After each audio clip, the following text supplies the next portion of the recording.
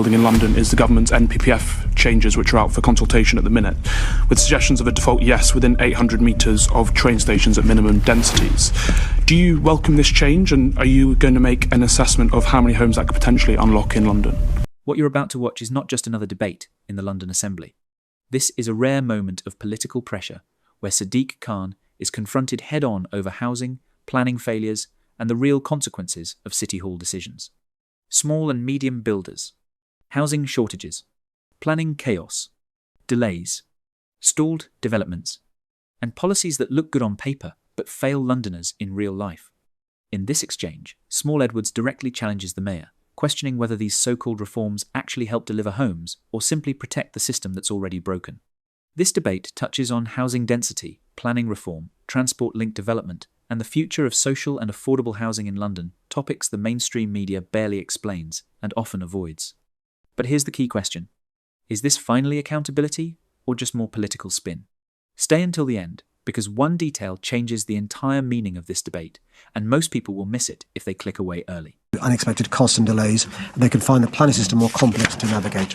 I'm aware of research that shows that the amount of development carried out by small and medium-sized builders has reduced in recent years. One option that the London Plan team is exploring is the development of a London-wide small site design code. This option was highlighted in the Towards a New London Plan consultation in June last year, and it could be one way to help provide greater certainty through the planning process for different types of small sites developments. The City Hall team are also exploring how mid-rise development can be further encouraged and supported across London. This type of development should play a key role in helping to optimise the use of land and deliver the housing London needs in a sustainable way. With this in mind, the team is looking at how best the new London Plan can provide greater clarity about that sort of development.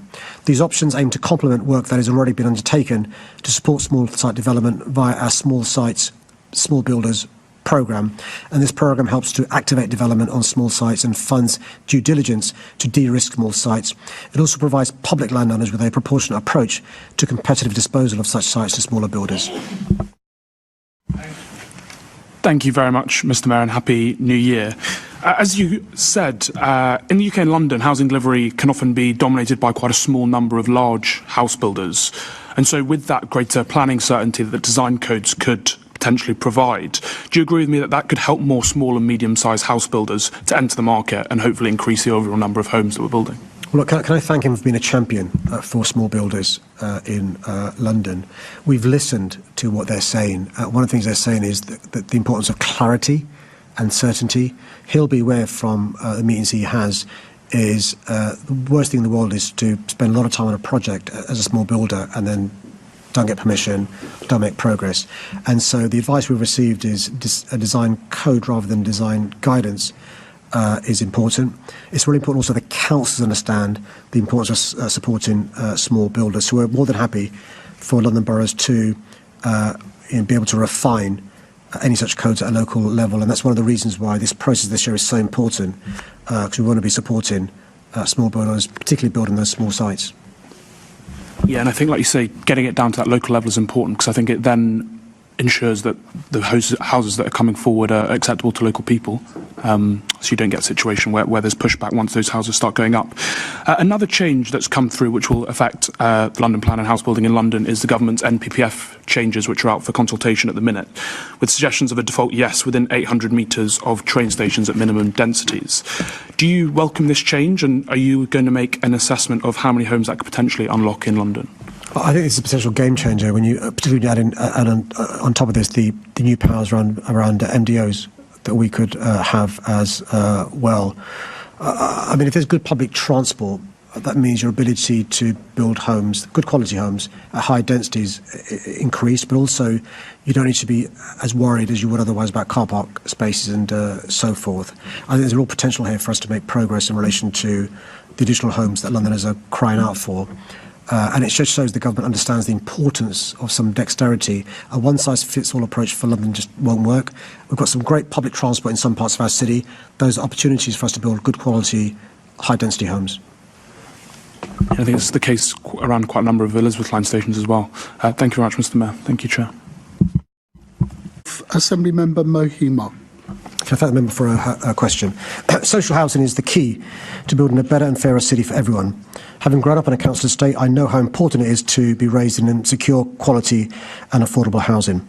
That's why I'm proud to have secured £11.7 billion of funding for the new London Social and Affordable Homes programme, which will be a majority social rent programme. The 10-year programme is the largest funding settlement London's ever had over the longest period and will provide the funding certainty and capital grant funding that the affordable housing sector needs. Housing and economic growth are inextricably linked, and the member is right to highlight that in addition to providing secure, affordable homes, social housing has many wider benefits to the economy. In 2023, we jointly commissioned research with London councils that showed that a 1% increase in housing affordability in London could yield a boost of £7.3 billion in economic output over a decade. That's why our new London plan will have the dual priorities of housing and economic growth. I'm proud that we've increased affordable housing delivery significantly since I became mayor. The average affordable housing percentage in referable applications increased from 25% in 2016 to 42% in 2023 and 46% by habitable rooms. Since 2018, more than 25,000 council homes have been built or are being built with help of City Hall funding, and I'm aiming for 40,000 by the end of 2030. There's no doubt that housing delivery across the country, including London, is facing many challenges, and I'm doing everything I can to address these. In October, working with the government, we announced several emergency housing measures to support house building in London. These are intended to unlock delivery of homes of all tenures, including social rented homes. But it doesn't stop there. I'll continue to work with the government, councils, housing associations, developers and others to help ensure London's social and affordable housing sector is in the best financial position to build new affordable and social homes and boost economic growth across the capital. Thank you, Mayor Khan. As we know, London's social homes contribute around £6.9 billion annually to the UK economy, and I guess it's really important to think about not just the homes that people live in, but also the wider ecosystem, the supply chains that constant supply really supports across the country. So it's also, and I'm really glad that you've also referenced the fact that that economic support is not just about the contractors and the developers, but it's also about those people who are living in those homes, who the very fact that they're in a social home means that they have more disposable income, and it supports them establishing themselves as active, productive citizens, and those households can be much more self-sustaining. So with that in mind, I just wanted to really understand what steps you're able to take to protect and grow the contribution from London to the wider economic growth of the country, because I think that's really, really essential. You've mentioned the 7-to-1 ratio there. Can I thank the member for reminding us of the other benefits not talked about of having a home for a long period of time? Putting, those ties and the roots in the community are so important for a variety of reasons. So yes, of course, we want to support the economy where the brick's made, where's the cement made, where's the plaster made, so forth. We're helping the supply chain across the country. A number of things we're going to do to support house building. In addition to the money secured from the government in terms of the London Social and Affordable Homes programme, we've set up a London Housing Mission Board, which is co-chaired by a Deputy Mayor from City Hall and obviously and the Housing Lead from London Councils. This is a partnership approach, and the London Housing Mission Board is so incredibly important. The New London Plan will be incredibly important. We've published towards a new development, a New London Plan. We'll be working with the sector about what the London Plan should have in it that supports housing, also economic growth as well. She will be aware because she lobbied for this and we were successful. We've now got more than £322 million from the government for a City Hall developer investment fund. One of the key things we've got to do is unlock those stalled sites. Permissions granted, construction's begun, but they've stalled. What can we do to unlock those stalled sites?